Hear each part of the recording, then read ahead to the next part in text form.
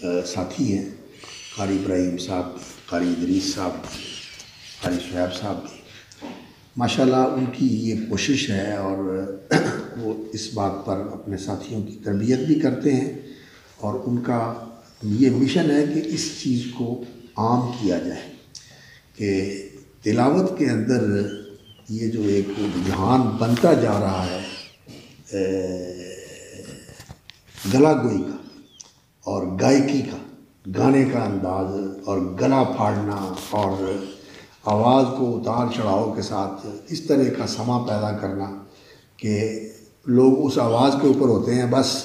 صرف آواز کے حسن تک ہی وہ رہ جاتے ہیں اور اس سے آگے نہیں جاتے۔ سمجھ تو آ نہیں رہی ہوتی عام طور پر، وہ لمبی سانس ہے اور آواز کو اٹھا دیا ہے اور آواز کو گرا دیا ہے، اسی کے اوپر جو ہے نا لوگ ہو کے رہ جاتے ہیں۔ تو اس کو علماء نے ناپسند کیا ہے، پہلے علماء نے بھی ناپسند کیا ہے۔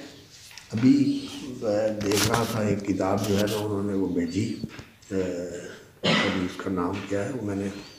تقریباً اس کا سرسری سا مطالعہ بھی کیا، ابھی تھوڑے دنوں کی بات ہے،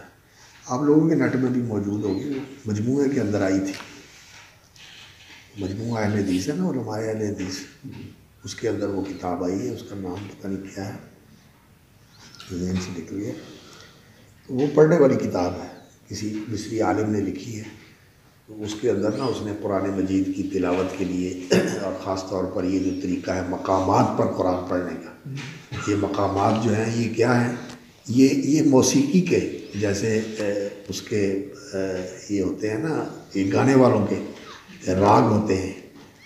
ہوتے ہیں اور دھنیں ہوتی ہیں،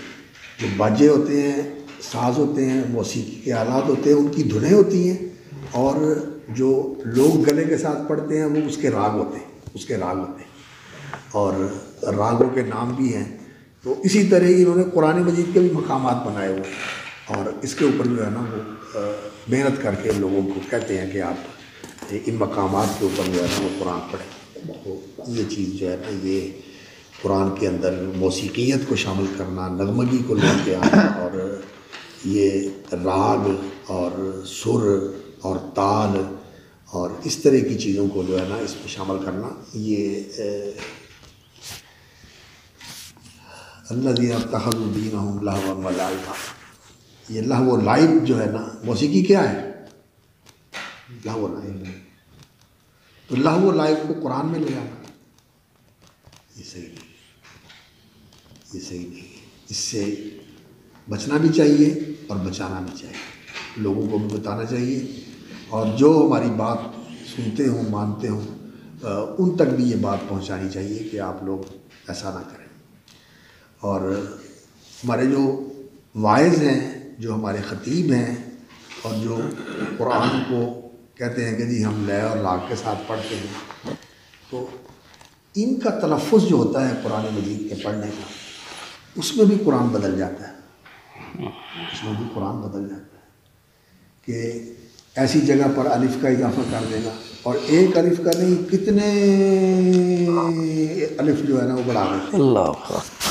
اور کسی جگہ جو ہے نا وہ نون کا اضافہ کر دینا اور نون ہی نون بنائی دینا، سارا قرآن ہی غننے کے ساتھ پڑھ دینا،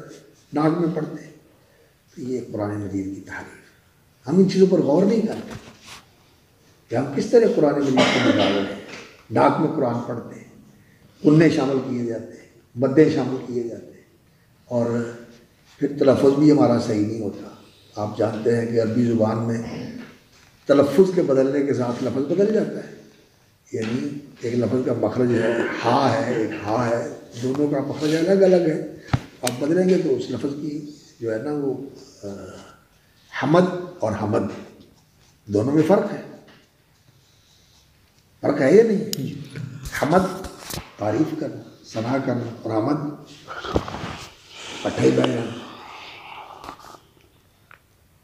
تو دونوں میں فرق ہے۔ اب ہم اس بات کا خیال ہی نہیں کرتے، یہ ہمارے علماء کو توجہ دینی چاہیے کہ ہم قرآن مجید اور عربی زبان کے الفاظ کو، حدیث کے الفاظ ہوں یا قرآن کے الفاظ ہوں، ان کو تجوید کے ساتھ ہمیں پڑھنا چاہیے، وگرنہ بڑا ہی شبہ ہے اس بات کا اور خطرہ ہے کہ ہم تحریف کے مرتکب ہو رہے ہیں۔ ہم تعریف کے مرتکب ہیں. یہ توجہ کرنی چاہیے اور توجہ دلانی چاہیے. یہ چیزیں جو ہے نا کوتاہی میں آ گئی، غفلت میں آ گئی. اور بات کی جائے تو ہمارے یہاں یہ ہوتا ہے کہ الناس اعداء لما جہل، جس چیز سے انسان تہی دامن ہوتا ہے، جس سے بے خبر ہوتا ہے، اس کی قدر بھی نہیں ہوتی اور انسان اس سے چڑھتا بھی ہے. یہ مجھے بتایا جا رہا ہے کہ میرے اندر یہ کمی، میرے اندر یہ. حالانکہ ساری زندگی انسان کو کیا ہونا چاہیے؟ سیکھنے والا، سیکھنے والا، سیکھنے والا، سیکھنے والا انسان، اور اپنی کمزوریوں کی اصلاح کرنے والا، اپنی کمزوریوں کی تلافی کرنے والا. وہ روایت چلو بین سجدتین تو جو ہے نا اس کے اندر کلام ہے، لیکن روایت تو صحیح ہے نا کہ یہ الفاظ جو ہے نا معصور ہیں. وجبرنی ورفانی، یا اللہ میری کمیوں کو پورا کر دے اور جہاں میں ہوں اس سے مجھے اوپر کر دے. تو یہ انسان کا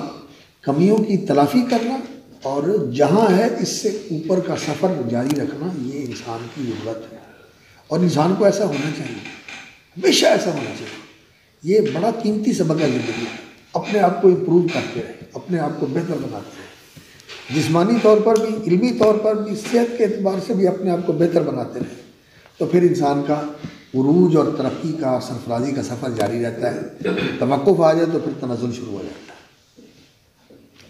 تو یہ چیزیں جو ہے نا ورتل القرآن ترتیلا.